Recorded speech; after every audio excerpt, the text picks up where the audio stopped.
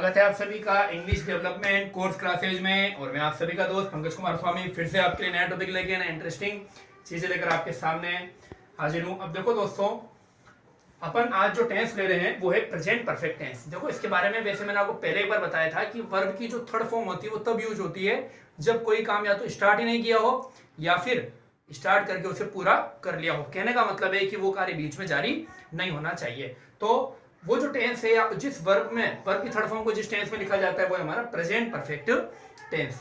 तो बात करें अगर चुका हूं, चुके हैं, हुआ है, हुए हैं, लिया है, लिए हैं, दिया है, दिए हैं, किया है, किए हैं। मतलब अगर पीछे ये सारे अगर कहीं पर आते हैं, जैसे मैं खाना खा चुका हूं, तुमने मोबाइल रिचार्ज कर लिया है, वो वहां गया हुआ है, हमने काम कर दिया है। तो इस तरीके से जो सेंटेंस बोलते हैं जहां पे कि आपको लगता है कि कोई कार्य पूरा हो चुका है तो वहां पे प्रेजेंट परफेक्ट टेंस जो है वो लगाया जाएगा। दूसरा, कार्य के पूरा हो जाने का बोध होगा। जैसा कि मैंने आपको भी बताया कि कार्य का या तो स्टार्ट ही नहीं होगा या फिर कार्य पूरा हो जाएगा। तो कार्य के पूरा हो जाने का बोध हमें जहां पर होगा, जिस सेंटेंस में होगा, वो हमें कौन से में बनाना पड़ेगा? प्रेजेंट परफेक्ट टेंस में बनाना पड़ेगा। कार्य जारी नहीं होगा, ये बात महत्वपूर्ण है याद रखने की कि वहां पे कार्य जारी नहीं होना चाहिए। अगला है कुछ जगह कार्य की शुरुआत भी नहीं होने का बोध होगा। जैसे मैंने बताया कहीं पर ऐसा होगा कि कार्य शुरू भी नहीं होगा, तो वो वाले सेंटेंस भी आप किससे बनाओगे?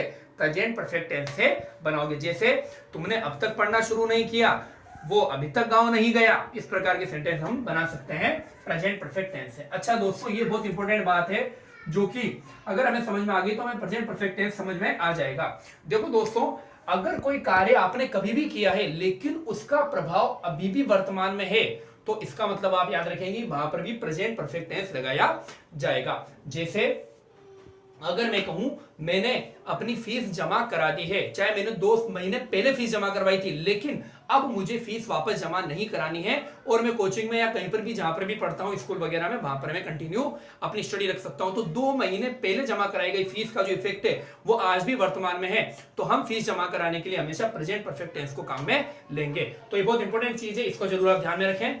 अगला देखो दोस्तों, हेल्पिंग वर्ब की अगर बात करें तो इसमें हेज और हेव का यूज किया जाता है। जैसा कि आपको पता है हेज जो है वो एक वचन के साथ में लगाता है, सिंगुलर के साथ में, और हेव जो है वो आई, यू और या फिर बहुवचन के साथ में लगाया जाता है। अच्छा, जो इंपॉर्टेंट है वो आपको पहले बता रखा है, वर्ब की थर्ड फॉर्म यूज होगी हमेशा। कार्य की पूर्णता जो है वर्ब की थर्ड फॉर्म हमेशा कार्य को पूर्ण होना बताएगी। तो इसका सिंटैक्स देख लेते हैं सकारात्मक वाक्यों का। सबसे पहले एज यूजुअल जैसा हमारा सब्जेक्ट आता है, देन हेल्पिंग वर्ब की बारी आती है। किसकी बारी आती है? हेल्पिंग वर्ब की। हेल्पिंग वर्ब में हमने बात करी थी या तो हेज आएगा या फिर हेव आएगा। हेज किसके साथ में आएगा बता चुका हूं आपको, हेव भी आपको बता चुका हूं। देन मेन वर्ब जो है उसकी कौन सी फॉर्म आएगी? थर्ड फॉर्म आएगी। उसके बाद में बारी आती है ऑब्जेक्ट की, तो हम ऑब्जेक्ट लगा देंगे और बाद में अगर कुछ बच जाता है कुछ सेंटेंस में तो हम वो बाद में लगा देंगे। अब देखो जैसे दोस्तों, मैंने इन सारी चीजों को नीचे एग्जांपल के द्वारा को समझाने की कोशिश करी है, इसको आप अच्छे से समझें। जैसे पहला सेंटेंस है मेरा, मैंने लेटर पोस्ट कर दिया है, तो हमें कैसे पता चलेगा कि ये प्रेजेंट परफेक्ट टेंस का है? तो देखो दोस्तों, यहां पर लेटर उसके घर तक पहुंचा नहीं है, इसका मतलब ये है कि उसके लेटर पोस्ट कराने का जो प्रभाव है, या ये कह सकते हैं कि उसने तो अपना काम कर दिया है लेकिन उसके आगे लेटर पहुंचने का काम अभी तक नहीं हुआ है। तो याद रखें कि जब भी ऐसे सेंटेंस आते हैं उसे हम किसमें बनाएंगे? प्रेजेंट परफेक्ट टेंस में। मैंने के लिए हम क्या लगाएंगे? आपको पहले बता रखा है मैंने, सब्जेक्ट के रूप में आई को लगाएंगे। उसके बाद में हेज और हेव में से अभी आपको मैंने बताया था हेव आता है वर्ब की थर्ड फॉर्म, पोस्ट करने को बोलते हैं पोस्ट, ईडी लगा देंगे पीछे तो क्या बन जाएगा? पोस्टेड। देखो दोस्तों, एक और एक छोटी सी बात मैं कहना चाहूंगा, आप ज्यादातर वर्ड्स अगर इंग्लिश के हिंदी में यूज कर सको तो और भी ज्यादा अच्छा रहेगा। जैसे मैंने यहाँ पे लेटर, पत्र की जगह लेटर लिखा है, जमा कराने की जगह मैंने पोस्ट लिखा है, तो ये भी एक आप इस बात का ध्यान में रखें कि ज्यादातर अपन यूज जो है इंग्लिश वर्ड्स को हिंदी में भी कर सकते हैं, जिससे हमारी इंग्लिश और भी जल्दी सुधरेगी। उसके बाद में द लेटर, तो सेंटेंस बन गया I have posted the letter. इसी प्रकार देखो दोस्तों, मैंने खाना खा लिया है। मान लो कोई व्यक्ति आपसे पूछता है आपने खाना खा लिया क्या, और आप कहते हो हाँ मैंने खाना खा लिया है, इसका मतलब अब आपको क्या नहीं है? भूख नहीं है, यानी खाना खाने का जो प्रभाव है वो अभी तक आप पर है। इसलिए आप यहाँ पे कौन सा टेंस यूज करेंगे? प्रेजेंट परफेक्ट टेंस यूज करेंगे। आप लिखेंगे आई, फिर हेल्पिंग वर्ब के रूप में वापस से है, खाने को इटन, या फिर दोस्तों अभी जो ट्रेंड में चल रहा है, या ये कहें कि इनफॉर्मली लैंग्वेज के अंदर हेड का यूज बहुत ज्यादा किया जा रहा है। यानी कि जो हमारी वर्ब हैव है, कौन सी वर्ब है?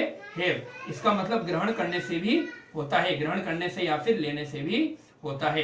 तो हम कई बार फूड के साथ में जो है हैव की थर्ड फॉर्म जो हेड होती है उसको भी लगा सकते हैं। तो आई हैव हैड माय मील। जैसा ही मैंने यहाँ लिख रखा है, हैव जो है मेन वर्ब है, जिसका मतलब होता है लेने या ग्रहण करने के अर्थ में भी होता है। उसके बाद देखो, हम जयपुर घूमे हुए हैं, इसका मतलब है कि जब भी जयपुर जाने का नाम आता है तो उसकी खुशी आपके चेहरे पर अब तक है कि हमने वहां पर ये सारी चीजें देखी है। तो इसका मतलब ये अभी तक क्या है, आपके दिमाग के अंदर प्रभावित है, यानी आपको भी क्या कर रही है, ये प्रभावित कर रही है।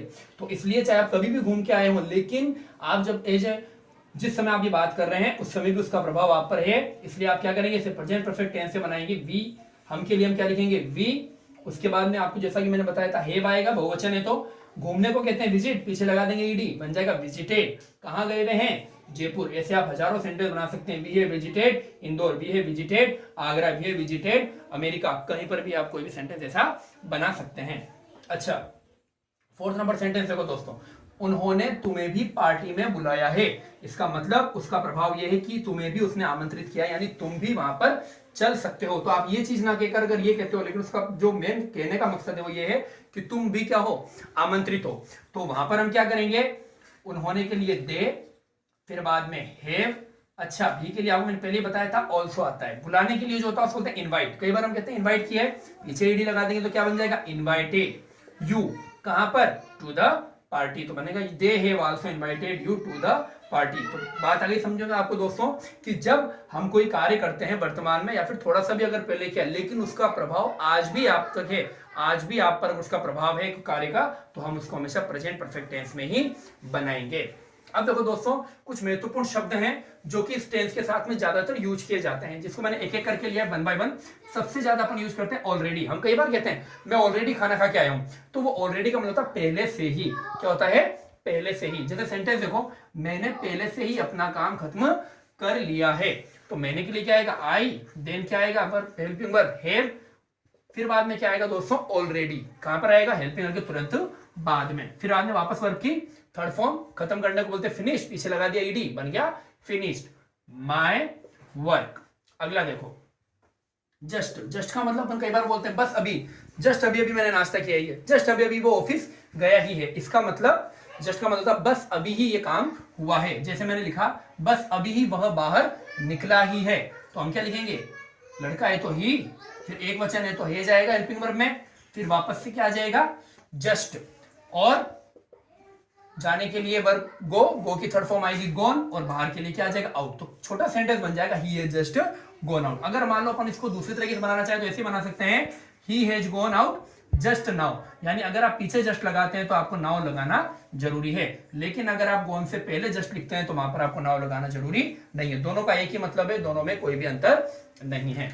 अगला देखो, बिफोर। बिफोर का मतलब होता है पहले भी। मान लो आपने कोई काम पहले भी कर रखा हो और आप वो काम अभी कर रहे हैं, तो इसका मतलब आप उसको प्रेजेंट परफेक्ट टेंस से बता सकते हैं। जैसे हम पहले भी यह मूवी देख चुके हैं, तो we have watched this movie before. We आपके सब्जेक्ट हो गया, हेज में से हैव आ जाएगी, वर्ब की थर्ड फॉर्म होगी वॉच्ड। क्या देखी है, ऑब्जेक्ट क्या है हमारा, दिस मूवी। बिफोर का मतलब पहले भी हम ये मूवी देख चुके हैं। अगला देखो दोस्तों, नेवर। नेवर का मतलब होता है कोई काम हमने आज तक नहीं किया है, तो उसको बताने के लिए भी हम प्रेजेंट परफेक्ट टेंस को लगाते हैं। जैसे मैंने कभी घूस नहीं ली है, तो मैंने के लिए वापस से क्या आएगा, आई, उसके बाद में आएगा हैव, और कभी नहीं के लिए जो वर्ड आएगा वो आएगा नेवर। क्या आएगा, नेवर। नेवर एक तरीके से हमेशा नकारात्मकता को बताता है, कोई काम नहीं होने को शो करता है। तो आई हैव नेवर, वर्ब की थर्ड फॉर्म क्या हो गई, टेकन, और ऑब्जेक्ट क्या हमारा, क्या नहीं ली है, ब्राइब। ब्राइब का मतलब होता है घूस या रिश्वत। अगला देखो दोस्तों, एवर। एवर जो है वो प्रश्न पूछते समय अपन काम में लेते हैं। तो जब मैं आपको ये इंट्रोगेटिव सेंटेंस कराऊंगा तब और अच्छे समझाऊंगा। एक बार अभी मैंने एक छोटा सेंटेंस लिखा है, have you ever been to London, क्या तुम कभी लंदन गए हो। इसका मतलब ये प्रश्न पूछने के लिए यूज में लिया जाता है। इसी तरीके से येट जो है ये नकारात्मक वाक्यों में लगाया जाता है।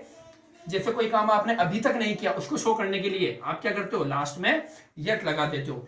जैसे ही haven't deposit his fees yet, कहने का मतलब है उसने अभी तक अपनी फीस जमा नहीं कराई है। तो ये दोनों मैं आपको वापस से समझाऊंगा जब मैं नेगेटिव और इंट्रोगेटिव कराऊंगा। ये जो चार है ये अपने ज्यादातर किसमें यूज किए जाते हैं, अफर्मेटिव सेंटेंस में यूज किए जाते हैं। तो ये अपना आज का टॉपिक था, जिसके अंदर मैंने आपको प्रेजेंट परफेक्ट टेंस जो है किस तरीके से यूज होता है, और मेन जो बात में ध्यान रखने की वो ये है कि जिस कार्य का प्रभाव वर्तमान में भी हो उससे हमेशा हम शो करने के लिए प्रेजेंट परफेक्ट टेंस को यूज करेंगे। अब अपन पहले वाला होमवर्क देख लेते हैं, फिर मैं आज वाला होमवर्क आपको लिखाऊंगा। तो थोड़ा यहाँ पर देखिए पहले वाला होमवर्क, पहले जो अपन ने बात करी थी वो थी प्रेजेंट कंटिन्यूअस की, ठीक है दोस्तों। अब देखो वह कहाँ रह रही है, अब मैंने आपको कहा था अगर बीच में कहीं पर भी क्या, कब, कहाँ, क्यों, कैसे अगर आता है तो WH वर्ड से हमेशा क्वेश्चन की शुरुआत होती है। तो कहाँ के लिए WH वर्ड होता है, वो कौन सा होता है, वेयर। फिर बाद में हमारा सब्जेक्ट हमें कहाँ मिलेगा, तुरंत पहले। ये देखो वह लड़की है तो हम क्या लगाएंगे, शी, लेकिन उससे पहले हमें हेल्पिंग लगाना पड़ेगा, तो एक वचन के साथ में क्या लगेगा, इज, शी। उसके बाद में रहने को बोलते हैं लिव, क्योंकि कंटिन्यू हो रहा है काम तो ING लगानी पड़ेगी, क्या लगा देंगे, ING, तो बन जाएगा living, where is she living. अगला देखो तुम क्या पढ़ रहे हो, यहाँ पर भी बीच में क्या रहा है दोस्तों, क्या आ रहा है, तो किससे शुरुआत होगी, व्हाट से, तो पहले हम क्या लिखेंगे, व्हाट। उसके बाद में देखो सब्जेक्ट है हमारा तुम यानी यू, तो यू से पहले क्या आएगा, आर, क्या लगा देंगे, आर, यू। पढ़ने को बोलते हैं रीड, पीछे ING लगा दो, क्या बन जाएगा, reading, what are you reading. अगला देखो क्या वह तुम्हें परेशान कर रहा है, देखो दोस्तों यहाँ पर क्या जो है वो पहले आ रहा है, इसका मतलब WH वर्ड से शुरुआत नहीं होगी बल्कि हेल्पिंग वर्ड से शुरुआत होगी। तो हेल्पिंग वर्ब हमें पता चलेगा क्योंकि लड़का है तो ही से पहले क्या आएगा, इज आएगा, एक वचन के साथ, तो इज ही। जैसा कि मैंने बताया था परेशान करने के ऊपर टीज लिखेंगे, टीज पीछे ING लगाएंगे तो टीजिंग। उसके बाद में ऑब्जेक्ट क्या है, किसे परेशान कर रहा है, यू, तो ये हमारा ऑब्जेक्ट हो गया, is she teaching, sorry टीजिंग you. अगला देखो बच्चा क्यों रो रहा है, यहाँ पर भी बीच के अंदर क्यों आया, यहाँ पर भी WH वर्ड से शुरुआत होगी। WH वर्ड हमारा क्या है, क्यों के लिए वाई, बेबी जो बच्चा है बेबी उसके लिए क्या आता है, एक वचन इज, तो हमने क्या लगा दिया, इज, बेबी। रोने को बोलते हैं क्राई, पीछे ING लगाएंगे तो क्या बन जाएगा, क्राइम। रितिका कैसा गा रही है, देखो यहाँ पर भी बीच में कैसा आ रहा है, इसका मतलब यहाँ पर भी WH वर्ड से शुरुआत होगी, WH वर्ड हमने क्या लगाया, हाउ। उसके बाद में रितिका है हमारा सब्जेक्ट, तो क्या आएगा, एक वचन है तो इज आएगा, इज, रितिका। गाने को बोलते हैं सिंग, पीछे ING लगाएंगे तो क्या बन जाएगा, सिंगिंग। अगला देखो दोस्तों तुम अपने दोस्तों से कहाँ मिल रहे हो, यहाँ पर भी जो है कहाँ वर्ड जो है वो कहाँ बीच में आया है, इसका WH वर्ड से शुरुआत होगी, तो कहाँ के लिए WH वर्ड क्या होता है, वेयर। सब्जेक्ट हमारा तुम है, यू, क्या लगेगा उससे पहले, आर, यू। मिलने को बोलते हैं मीट, पीछे ING लगाएंगे, क्या बन जाएगा, मीटिंग विद योर फ्रेंड्स। तो किससे मिलने जा रहे हो, with your friends, where are you meeting with your friends. तो इस तरीके से जो है प्रेजेंट कंटिन्यूअस के सेंटेंस बनाए जाएंगे। आप देखना इसमें आपके कितने सेंटेंस गलत है उनको सही कीजिएगा, और अगर सारे सेंटेंस सही है तो इसका मतलब आप कुछ ना कुछ जरूर सीख रहे हो, आपने जो है थोड़ी मेहनत जरूर करी है। अगला देखो दोस्तों, अभी आज का होमवर्क है, इसको वापस से एक बार आप देखो। जैसे फर्स्ट सेंटेंस है हमारा, उन्होंने एक नई कार खरीदी है। देखो दोस्तों इसका प्रभाव अभी तक है, उनकी कार जो है वो इतनी पुरानी नहीं हुई है, इसका मतलब वो कार अभी भी नहीं है, तो ये प्रेजेंट परफेक्ट टेंस से बनेगा। अच्छा खरीदने के लिए आप जो लिखेंगे वो है बाय की सेकंड फॉर्म, चाहो तो बोट लगा सकते हो, BOUGHT, BOUGHT, ये वर्ब की थर्ड फॉर्म होगी हमारी। वह लाइब्रेरी गई हुई है, आपको पता ही है इसके अंदर तो जाने के लिए गो आता है, गो की थर्ड फॉर्म आएगी गोन।